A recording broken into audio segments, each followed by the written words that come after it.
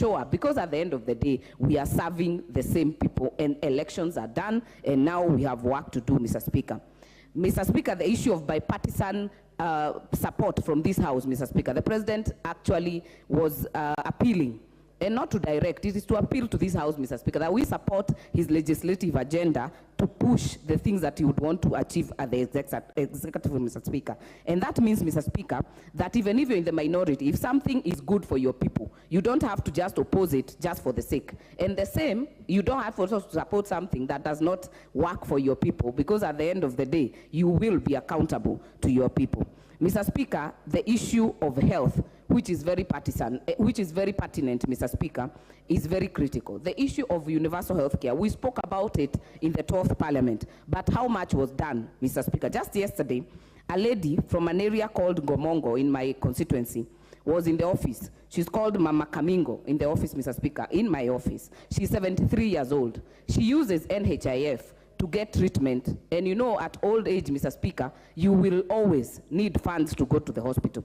She has not been able to contribute for a whole year, Mr. Speaker. It may look small, but with COVID, with the drought that has ravaged the country, raising that money to actually put in the NHIF card is not easy, Mr. Speaker.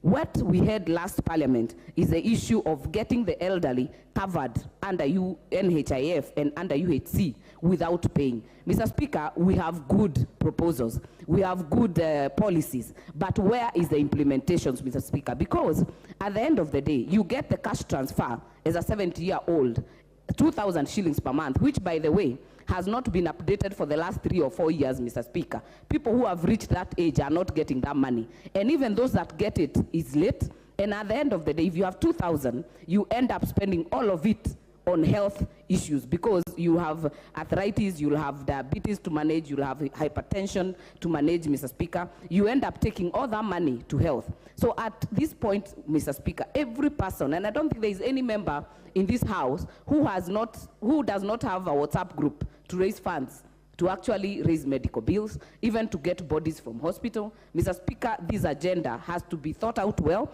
and I hope that the nominated CSs, especially for health, will be very at the forefront to ensure that every person gets a good cover and is actually assured of treatment, Mr. Speaker. And the other issue on health is that as an agenda of the executive, it has to be a shared agenda with the governors and the county Council of Governors, Mr. Speaker, because at the end of the day, under Schedule 4 in the Constitution, this issue is at the devolution, at the devolved units, Mr. Speaker.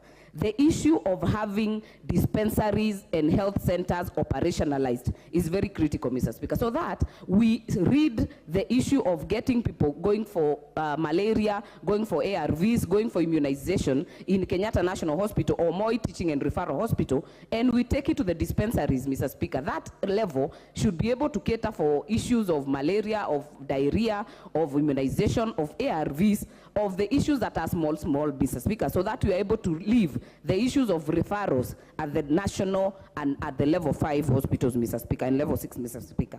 Mr. Speaker, the issue of education, and I think the President also touched on that, and that also is coupled by the nomination of the CSs. If there is something we must get right in this country, is the model and the issue of education that we are talking about. And I'm happy that he has also started the issues in policy in terms of getting task forces to look at the model that we are looking at, and we are talking about the CBC, Mr. Speaker, so that we don't mess up a whole generation of tomorrow, Mr. Speaker.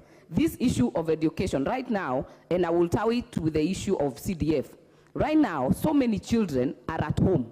And I know many members are getting to be asked, we need bursaries, we need to go back to schools. Teachers are saying we cannot allow children in school because bursaries are gone. We need to get this generation back to school. The issue of free secondary education, Mr. Speaker, has not come out properly. People are suffering, and children, a whole generation will be lost if we are not careful, Mr. Speaker.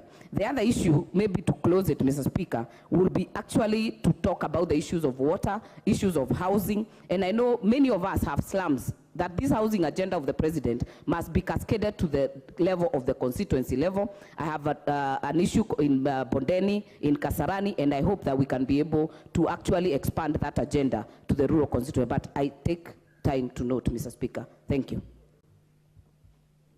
The Honorable Rahim Dawood. Thank you, Mr. Speaker. Mr. Speaker, first let me congratulate you